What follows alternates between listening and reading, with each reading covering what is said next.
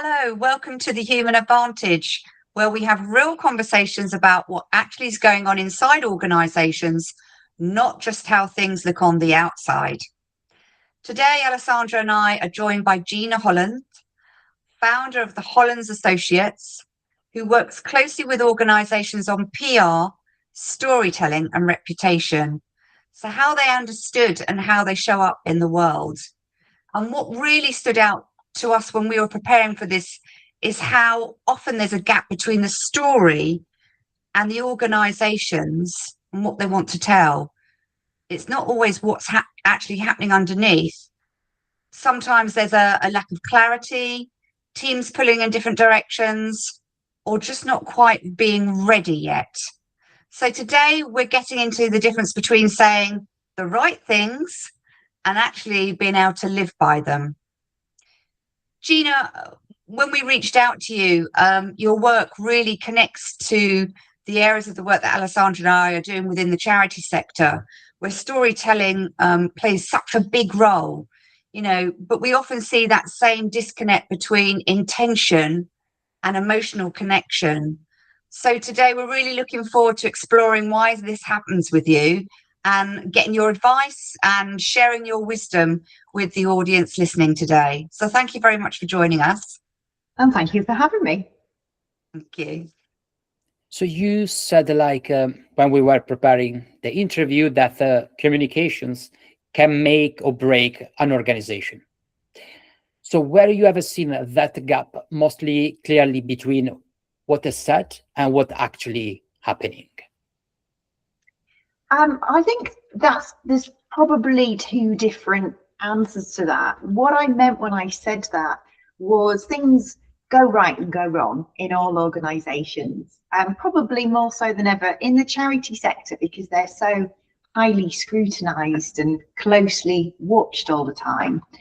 And if you have an organisation where they really understand the power of good communications, it can make all the difference. Because even if something bad happens and let's say they're asked for media comment, if they understand the importance of speedy communications, making sure they all pull together, making sure they have a crisis comms plan and so on, then they can come across so much better than if the opposite were true. So that's what I meant by that statement, that we've all seen it play out in the media. People's careers get shattered because of rumours. Sometimes they turn out to be true, sometimes not so much. Scandals, allegations, all sorts of things can happen. And I always think as a PR observer, it's such a shame when organisations sometimes don't quite get it right. Maybe they misjudge, maybe they panic, maybe they just say the wrong thing at the wrong time, or they're not quick enough, and that outcome can then completely change. But if you have a really good handle on communications and what it means to be effective at it, then you can totally change the results. And I think it's a crying shame that we're really not better equipped as organisations in general at handling those, especially the difficult, challenging times of communications, because it can make such a difference, and it's so important, especially in the modern society we live in, where everybody can see your every move and everyone's so exposed. Then you've really got to be savvy when it comes to comms. And I've spoken so much, Alessandro, I can't remember the second part of the question that you asked. Could you remind me? No, it was in fact where there was where you see the gap between what people say and what is actually happening. Okay, so I don't so much think it's that people go out to lie. I don't think, I'm sure sometimes that happens.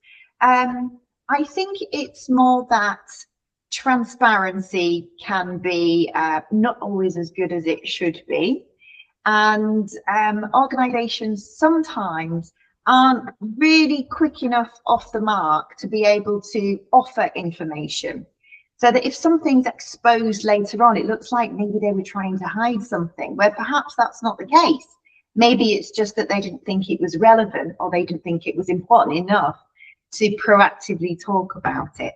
So I always say to people, I do quite a lot of training with comms teams that try and think about every outcome, especially the ones you don't want to happen. Nobody wants to think about the worst possible thing that could happen, but it's so important we do, because if we're prepared the worst, it's much more likely, actually, probably through Sod's law, that a better thing will happen, but yet we'll still be prepared. It's so important to do your homework. I think, Gina, I think the message there is about stronger alignment, isn't there? And between us, Alessandro and I have created a framework called the 7+1 framework, specifically for charities. But actually what we're finding now is that, you know, organizations would benefit from the structure as well. Alignment, structure, clarity, you know, all of that needs to underpin how organizations present themselves in the media or just in day to day. You know, peoples and whole teams need to sing from the same hymn sheet. And you mentioned when we did our you know, questionnaire with yourself, you know, prior to the podcast, about consistent patterns. How often do you kind of step into organizations and there's a lack of clarity, or there's, you know, a delay with, you know, getting information to you, or teams pulling in different directions? How often do you walk into that kind of environment? Quite often. I mean, obviously, some have more mature teams than others, and they're bigger organisations, so they can resource better. So it's unfair to say that you know, certain organisations aren't doing it as well as they could, and it's their fault. Often it's not. It's that they're under resourced, and maybe they're quite new to it all. But yet it can happen quite a lot, especially when you have different teams in a medium to large size charity, because they've all got their own agendas, obviously. So you might have the fundraising team doing one thing, whereas the marketing team actually want to put a different angle on it. And sometimes they can't quite agree or see each other's points of view. So yeah, that can happen quite a lot. And I would say that across all sectors, not just the third sector, the biggest problem is not being prepared. And I'm not just talking about a crisis. I'm talking about planned things that might happen every year. Let's say it's a key trading period or a national day that you want to promote. You really have to work far in advance. And I think it's often underestimated how far in advance you have to work. Really, it depends what it is, but often 3 to 6 months is about right. There's no point thinking we must promote our Christmas appeal at the end of November. It's just too late. I mean, for a number of reasons, not least because if you want to get in the media, which is where we specialise, you have to think that the media have they have a time period. So if you wanted to get in a monthly title, they're working 3 to 4 months ahead. Even the dailies and the weeklies are working probably 4 to 6 weeks ahead. So you're competing with everybody else who's trying to get their news across. So you really, really have to be organised, and you have to start early. I've seen so many opportunities lost because that hasn't been recognised and we've started too late. So the missed opportunities, is that just about timing, Gina, or is there anything else that we could give advice to organisations that might be listening today? To make the most of opportunities? Yeah, is it you said about planning ahead, and you know the time span of when you should be planning ahead. It is with those missed opportunities, is it just about timing, or is there anything else that we can learn about what else can be done? I say time is number one. That is, in my experience, where organisations fall down, because they're not planning ahead enough. And I think the other thing is potentially under-resourcing as well, which is a difficult one because you've only got what you've got. You know, budgets are finite, but it's really about how to plan and how to allocate, and also being aware of what is realistic with the budget that you have. So rather than diluting it, trying to do everything with maybe a small pot, I always say to try and focus on one thing you want to do really well, and then do that, as opposed to spreading it too thinly. Too thin. Yeah. I think you also mentioned something that grabbed my attention when you said like having a title. And based on my experience, sometimes there are people that they don't want to become visible because they feel vulnerable. Other people, instead, that they start like embellishing everything that they do. So you mentioned like in the questionnaire that the strong headlines only work when there is a real story behind them. So what do organizations usually try to skip in that process? Well, one of the questions I think any PR can relate to this is you often get asked is, who do you know? Because the assumption is we have a little black book of journalists and we pull favours, and that's how we get stories in the media. That could not be further from the truth. Most PRs know lots of journalists, especially if you've been working in the field for a long time. But it doesn't matter if they're your mum or your best mate, they won't cover a story unless the story is worth covering. So I would always say to any organisation to take advice from your PR as to what makes the story. And if you have something that you're really keen to promote, present it to them in its raw form and just allow them to put different angles on it and package it up in a way that is media friendly. There is no point at all in wasting your time and money trying to promote a story that the media is not going to find interesting. If you want to get headlines for that story, you will have to pay for it. It becomes an advert. If you want earned coverage, which is pretty much everything we do in PR, we don't pay to play, then you're really going to have to present them with something that is meaty, that is attractive to their audience. Otherwise, it is a non-story and you will be wasting your time and money in trying to peddle it. Do you think they want to have like more quick wins, or maybe they are not able to extract the story? Because I think everyone has a story. We can't say I don't have a story. What do you think might be one of the main reasons? Yeah, I think there is obviously a lack of awareness, because if your job is not PR, which most people's job is not, how would you possibly know what makes a good story? You wouldn't know. No one expects you to know. And that's why if you're paying for the advice, it's really a good idea to take it because it is valuable advice. And I think that's where your PR can really come into its own, because they know, they've probably been working in it for years. They know what makes a good story. They know what journalists are looking for. They know what's trending.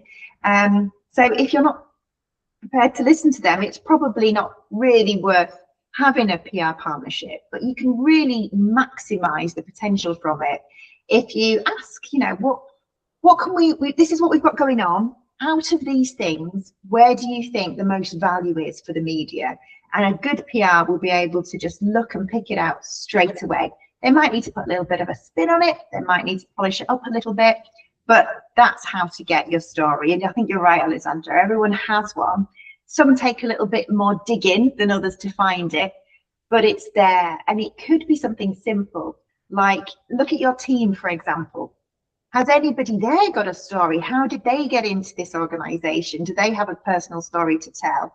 Do any of your beneficiaries have a story they're happy to share with the media? And I think organizations are always surprised at how open some of their beneficiaries are prepared to be. And in doing so, it helps them speak up. It helps them share their voice and their experience, which many are really excited to do. Gina, one of the pieces of work I do most with charities is around diversification of income. How do we reach more corporate partners? We can't get funding from the traditional sense like we used to, or fundraising events. And so corporate partnerships or commissioning services is an area that's being looked at quite heavily with charities right now. And you said something about, having a story that's attractive to the audience. Similarly with charities, they go to these big, large organizations and think they're a big organization. They've got lots of people. They can help us. They'll have loads of money, or they've got lots of volunteers.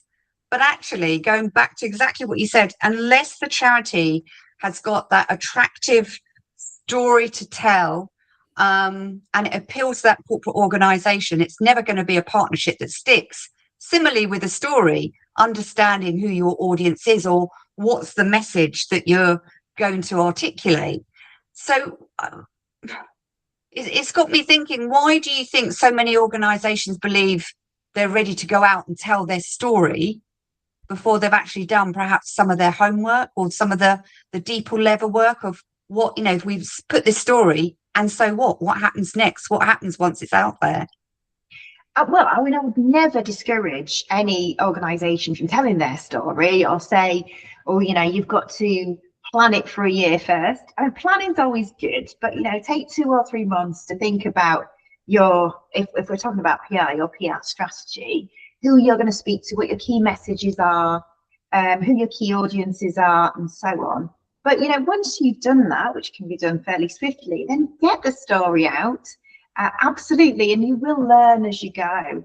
And I think when we're talking about charity and corporate partnerships, this is an exciting time at the moment because lots of corporates want to work with charities and vice versa. So it can be a really good win-win situation. And I've worked with a couple of charities recently who have really maximized the media potential for these kind of partnerships. So I work with a hospice who partnered with a philanthropic group of tradesmen who installed solar panels to their roof free of charge. They pulled together a huge community and got loads of things for free. And the result was amazing. It saved them tens of thousands of pounds, and it will be a gift that keeps on giving because it's renewable energy. So every year they'll be saving money on their energy bills. But that's where the story starts, really, where PR is concerned. Then for us, it's about getting it out there. We talked to the TV, we managed to get it on TV, we managed to get it on radio, we got it in the BBC. So I think for charities, it's about be very vocal about the work that your corporate partners have done for you and celebrating it in the best way you can. So, I mean, I understand not every charity can afford to work with a PR agency or even have somebody in-house in marketing. But if you do have a big story like that, it's certainly worth putting a few hours into getting it out there in the media because it attracts more corporates to you. It really shows the corporates that helped you how grateful you are, and it puts you on the map. It gets your name out there as well. So it's really good news for everybody. Gina, how involved were you with setting up that relationship? Because one of the patterns I see is, you know, these partnerships start, there's all good intention at the start, and then perhaps the contact that they made at that organization leaves, or that momentum starts to slip. What do you think it was about that relationship that has made it a positive story and that's going to, you know, the gift that keeps giving? Yeah, well, I mean, I wish I could take credit for the relationship, but it had nothing to do with me. We promoted it. So it was done through the Hospice's Business Network Club. And it was just through a really organic conversation that one of the fundraisers was having with a chap who runs a renewable energy company in the region. They just got talking. The guy realized that, oh, I have the know-how and the network to be able to really help here and create something. And so they continued to communicate. And then it just grew and grew and grew and became something quite marvelous. And really, I had the easy job of just telling the media about it. Sharing the positive picture. Exactly. Which I think, my observation, my question is very linked to what Karen just asked you, because sometimes you feel when a partnership is real. Sometimes there are a lot of times that the partnership might be not real. There might be other reason. What is it that you notice that others might miss in the quality of the partnership? What is like the intention behind the partnership? I think that the word authenticity gets bounced around too much probably, but I think it's really important here.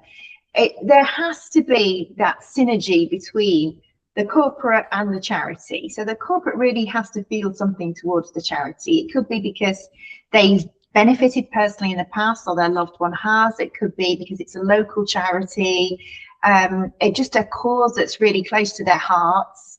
And also, it has to work the other way around as well. The charity has to be comfortable being associated with the corporate. So they have to make sure their ethics align and their values align as well. But once that is worked out, then you can have a really harmonious partnership. But unless it is genuine, it's not going to last. Can't just be a sort of tick box exercise. Oh, this year we need to choose a charity, they'll do. It has to be one that really matters to them, because it's going to get hard, you know. Sometimes you're going to have to put a little bit of effort in to make sure things come to fruition and materialize. And you're going to be motivated to do that if it matters, and only if it matters. Do you think the glue between like the corporate and the charity is more about the value, the shared value, or the purpose? I think both are really important. I know that a lot of companies do have a process where they get their team members to put forward, say, a Charity of the Year suggestion. I think that's a nice way to do it, because then it matters not just to the people at the top, but it matters to the people who are actually going to be doing the work as well. They have to buy into it, otherwise it's just not going to come to anything, and it's not going to be meaningful. Gina, thinking about your expertise in the work that you do, you spoke about being able to feel when a partnership is right. Have you ever had a situation where it felt right at the start and then didn't carry on? You know, how involved do you get in that PR guiding and sharing and providing that support and the expertise of PR? Do you mean the partnership between the corporates and the charities, or the PR and the charity? No, just I'm thinking more about your work that you do with any organisation. Okay. I don't recall an example of where it's felt right at the start and then it's turned sour. I think you know immediately, you can feel it in your gut if this is a good match. And I think it's a very personal thing, because, you know, as we know, people work with people. Yeah. I know the kind of characters I favour are the ones that their job is more than a job. It really matters to them, but at the same time they're very professional, so they're organised. They're going to respond in a timely fashion. That's really important for PR. We will lose opportunities if the contact at our organisation isn't responding quickly enough. And then, of course, that can sour the relationship between us and the journalists. So it's somebody who takes it seriously, but at the same time is fun to work with. Why wouldn't you want to work with somebody who's fun, but also really professional? I was pondering. Many people, they say, I'm not a leader. All of us have a story, but all of us, we are leaders in different areas of our life. And while preparing the interview, I remember in one of the questions you answered very good. You said that you always know what good leadership looks like. So that's very confident of me to say, yes, that, wasn't it? Yes. So in fact, my question was, has there ever been a moment where reality challenged that belief? With somebody I was working with in an organization? Yes. So in general, because when we know what is a good leadership, sometimes we assume that is a good leadership, but then based on our experience, we maybe reframe what good leadership it is, because it's just labeling. It's very subjective, the way that we define leadership. Have you ever had any situation where probably you have to change the interpretation of a good leadership? Okay. So I think when you're doing the PR for an organization, in a way, you have to put yourself in the leader position, because you're the expert in that field. And it can be quite tricky, because you have obviously a client consultant relationship, So you're a supplier, but at the same time, in order to be a responsible supplier, you have to be very honest and candid with your feedback. And at the same time, to a certain level, you have to educate because, like I said, you're the expert. So I think that it can be tricky, but you get better at it as you get older and as you get more experience under your belt, probably because you gain confidence. And you can work with somebody who's a brilliant leader in terms of how they lead their team and their organization, but they're not the leader of the media or the comms.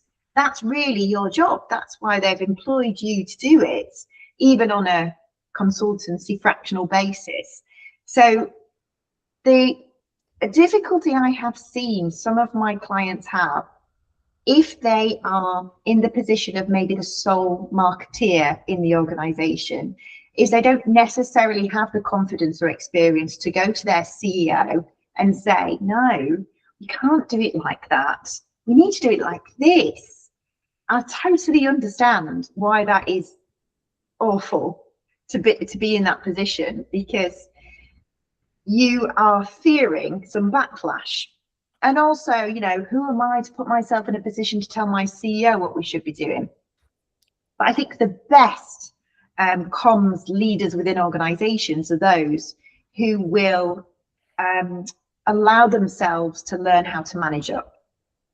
I've always found managing up harder than managing down because it comes with its risks. But I think if you have a good CEO, they will respect you for it and you will get a better result as well. So I've seen this lots where there is a fear to go in and say, you know, you wanted to put this story out or say, give this quote, that's going to be bad news. You know, as far as perception goes, that's not going to do us any favors, actually. And I think a lot of times CEOs are really open to hearing that because they don't want it all to go wrong. Mm-hmm. Yeah. They might not have thought about the optics, so they might not have thought about how it would look to the public. They're just thinking about it from their own perspective because, you know, they're in it, especially when a crisis hits. So my message to if you're a sole communicator in an organization is just be brave and plan what you're going to say. You know it's coming from a good place. You know it's well-intentioned, and say it anyway, because actually you have to. It's your responsibility. Would you say that be brave or be prepared? At the beginning of the conversation, we mentioned about be prepared. Do you think be prepared also help a person to become brave? Yes, absolutely. Yeah. I think with any difficult conversation you might go into, or any difficult scenario, it's really good to visualize what might happen and plan what you're going to say. Now, that doesn't mean it's going to play out like that, because you can't control what the other person is going to come out with, but you can do your best. So you can imagine what questions they might ask. You can plan to a certain extent your rationale for why you think you should do it like this and not like that. And I think just preparing gives you confidence. That's true of any situation, isn't it? If you go into I did a dance show at the weekend, and I mean, I was bricking it, but the fact that I was rehearsed meant that I was more confident than if I just rocked up on the day. I mean, that's true for work and play. Wow, another string to your bow then, Gina, just not PR. Getting out there on the dance floor. I like it. I think I'm better at PR. Gina, I've had the pleasure of working across business, education, and the third sector. And across all of those industries and the different industries I've worked in, I see a lot of silo working. And I always remember one of my leaders always said to me, Karen, if I give you any piece of advice, it's communicate, communicate, communicate. You know, whatever area or field that you're doing in, you might think that, but understand what's happening on the ground as well. And so I'm interested for organizations that do get it right. You know, you go in comes Gina, you're going to do a piece of work, and there's a story, the team, and all the partnerships are all lined up. What do you think that's usually different at the start? different when it works. Yeah. Like I said, I think more mature organizations are more likely to have it right because they've seen it go wrong, so they've learned from those mistakes. But also I think that culture helps as well. So if you're in the kind of culture where you work together regularly, you're always talking, as in across departments, then that is more likely to result in success for everybody. Because if you're just all working in your own little silo, in your own little world, and you've got your own little agenda, then you don't have that empathy and understanding. And again, that's true of any sector. I think you've got to talk to each other because you have to understand where each other's coming from.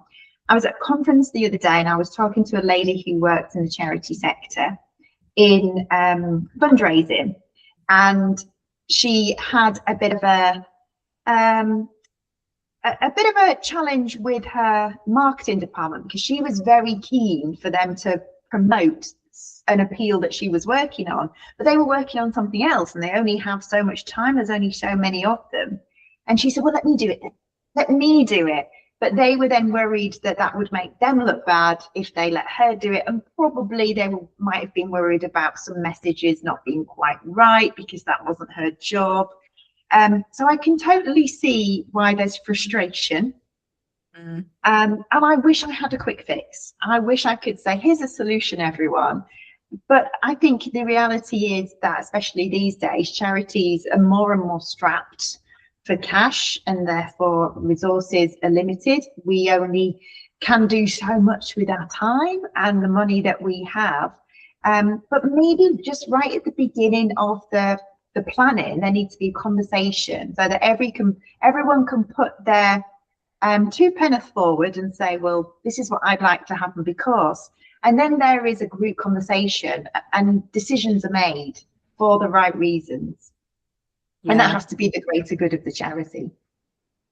Step 3 of the framework is actually a classic of what you've just described, business within business, because we've already touched on today, within charities and other organisations, they do work in silos, sadly, and fundraising is the job of the fundraising department. Well, actually, they can't go out and get the funds because they need the service team on the ground to be doing a great job and being able to evidence that, you know, the impact that they're delivering is delivering on the funds that they've got given to the charity. And, you know, the trustees have got to speak the same language. Everybody's got to speak the same language. So it's a whole organisation effort. And yeah, the more that organisations are working in, that's your job, not mine. That's where the challenges, you know, all the cracks start to happen, really. So yeah, I agree. Whole organisation effort. I'm often surprised these days when you see a job role that's marketing and fundraising, because I always think they're very different jobs. I completely understand, of course, if you're a small charity, your people are going to have to wear several hats. But it really always strikes me that, you know, wow, that is a person with a lot of varied skills there. Well, in the charity, you do have to wear lots of hats because they've never got enough people. Exactly. You know, you've got probably one person doing the job of 3 or 4 people. Sadly, it's a culture that has been created in the sector for the very reasons that you mentioned earlier, Gina. You know, there's not enough funds to go around, and, you know, for governance reasons, they've got to make sure that the funds they get in do the work that it's, you know, destined to do. And it isn't about, you know, paying anyone good salary. Well, you definitely don't work in the charity sector for the money, that's for sure. You most definitely do it for the love of the cause. Yeah, and the mission.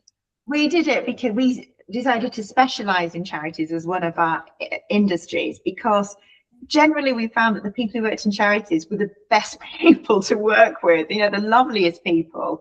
And you know, that's not necessarily true of all sectors. So who doesn't want to get up every day and think, I've got a meeting with so-and-so today, and that will be a nice experience. So that's actually why we did it, for the people. Yeah, it's brilliant. So coming to a conclusion, let me share what I pick up from you. There are some key points, maybe you, Karen, have others, but for me, there are 2 main key points, because in particular, people think about maybe communication between a company and a client, a potential client, or a charity. In reality, there are different types of communication. Could be outside, so between the organization and people outside of the organization, within the same organization, between like teams or departments, but also something that not many people, but you touched, Gina, today, is our internal communication as well. So for me, when you mention about be prepared, it's really, really important. It's be prepared, in particular, even if I want to say something and I want to build the trust in the other person, having a tough conversation, or like what you mentioned about friction. So friction is really, really important to be able to manage that emotion. Sometimes it's a tough conversation, it's a negative emotion, a negative friction. How can I turn into a positive one? And you mentioned, but also ask you, if I'm prepared, that is a good way to become brave, to share my opinion, my idea, and build in the other person the trust and the openness to listen to us. The second point was also something that with Karen in the 7+1, we built a step, which is the fourth one, where if you have a tight budget or time, how can I leverage my internal resources in order to construct a better communication? Sometimes, and probably your experience, Gina, we look for different or new things to add into our communication rather than leveraging our existing resources, whether it's like time or money. So these 2 points, leveraging what you already have, but also having an expert like yourself, Gina, where you can maybe extract some insight that a leader, maybe a CEO of a company, they can't see, but also be prepared in order to share your opinion, share your idea, whether you are like a line manager, you are a middle manager or top manager, when you need to talk to your CEO. So these are my 2 main points that I learn from you and also resonate with my meta marketing and the empathic marketing.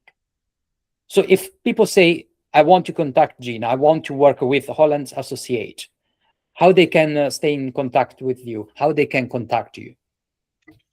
Through our website, hollandsassociates.com. And I'm pretty chatty on LinkedIn as well. Brilliant. Okay, so thank you so much for sharing your time, your expertise with us and with the audience that they're going to rewatch this episode. Well, thank you. Thank you both. Thanks, Alessandro. Thank you, Karen.